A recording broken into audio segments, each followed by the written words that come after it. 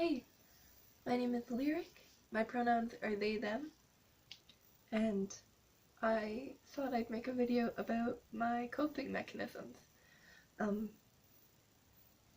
I wrote down a list of different coping mechanisms. Most of them I do not deliberately, and then I wrote some that I do deliberately. And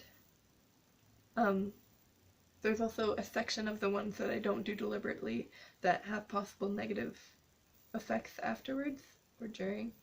So I'm gonna have those in another list too. Yeah.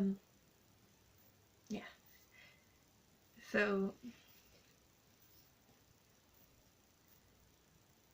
the things that I do not deliberately that probably that don't have any negative effects really are playing with my ears. I didn't notice until recently that I do this a lot, but with my earrings especially. But I just like play with my ears if I'm stressed or just like to do something. Rocking, which I do all the time, both left and right and forward and back. Shaking my legs, making them bounce. Tapping my fingers, I do it against my thumb, and also against other things, but mostly against my thumb. Sucking in my cheeks when I'm sitting, like just sitting there. I also do this popping sound with my mouth. It's like quiet. I like quiet sounds, but I don't like repetitive sounds that much, so sometimes I don't normally do that for very long.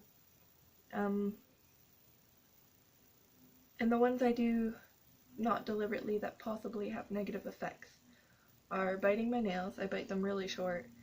Biting the skin around my nails and my fingers. And those are sort of stress related, but also it's just like a habit now. I bite the insides of my cheeks a lot.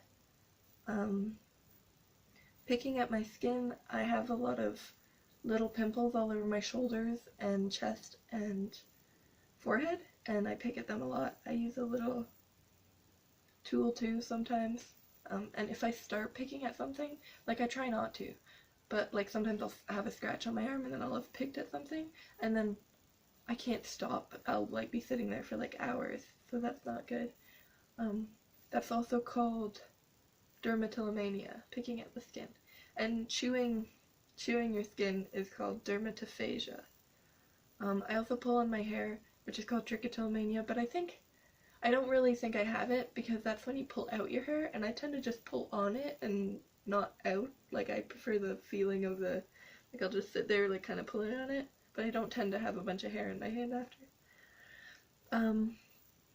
And clenching my teeth, I do not try and do this, but I do it all the time and I get a lot of jaw pain from it. And when I was little, you know how some people suck their thumbs? I would suck these two fingers, and it made it so that my front teeth grew in a lot slower. And that was like stressing, and I did that until I was 8. And then I started using scissors at night, and then I slowly was able to get better,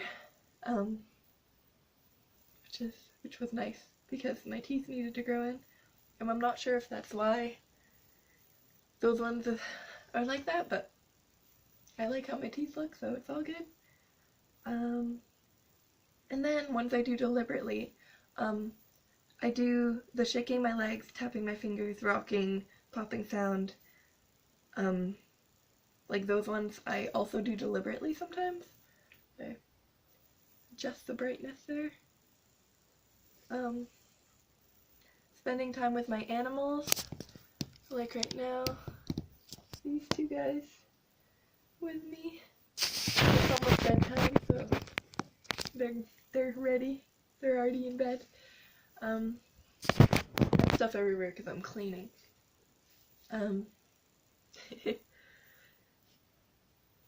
I do embroidery and knitting and sewing and stuff when I'm now it's too bright. When I'm stressed, I normally watch shows, well, just most of the time as a coping mechanism. I'll have like shows going on or like podcasts or whatever, and I'll be doing one of those things, and it's like a repetitive movement that's like you're still sort of using your brain but not too much of it. It kind of helps my when the background noise, you know, spinning around is too much. Singing and playing ukulele, drawing and painting are ones I do when I feel like it's when I'm less stressed, when my brain is more focused and I can actually do something. Otherwise it could make me more stressed, so it just depends. And things I also use to help me, which you might have seen when I showed you my cats, are STEM toys. And the ones I have right here that I feel like I use the most are Silly Putty. I guess I like pulling sensations, but I also like the tearing sensation, but this is harder for me to tear because I have really bad joints. My wrists and elbows are just ridiculous. So I have this sticky tack that is, oh, this is what I was using, that is much easier to snap. And it does this big, like, the feeling of it snapping is nice, but I also can't do this too much because the back and forth on my elbow hurts them eventually. But it's fun. Like, this is like a really distracting. I like end up folding it together and pulling it apart. And this was less than, I think it was less than $1 at the dollar store. And this was probably $2 also at the dollar store. Those are nice and easy, you know, small, easy to take places. I got this little container at the dollar store too.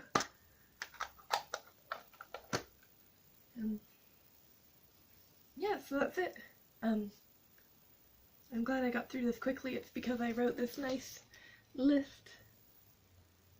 I do not recommend skin picking or pulling your hair or grinding or clenching your teeth, or biting your cheeks or whatever, you know, all the things. But those are still coping mechanisms. They're still things my body's done and does to distract my mind when I'm overwhelmed. So they're both positive and negative things, you know? Like, it's not 100% negative. Anyways, just smiling at my cats because they're making me happy, which is good because, yeah. I hope you guys are having a good day. I hope you have some nice coping mechanisms that you use. Let me know if you do any of the ones I did. Oh, I forgot one. I missed it. Tightening of muscles is something I do not deliberately. I'll like be tightening, especially when I'm trying to sleep. I'll tighten all of my like thigh and my butt muscles on the sides, and I'll be tightening and releasing the muscles. I think I do it with a couple other muscles, but I can't think of it until it's happening really. But I just notice that I'm doing it, and it's definitely like a thing that helps me calm down, because if I try and stop doing it, I get overwhelmed.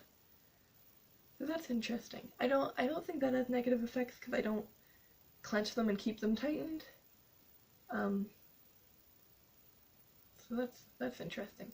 I do have like weird muscle spasm type things in my calves sometimes when I'm trying to sleep.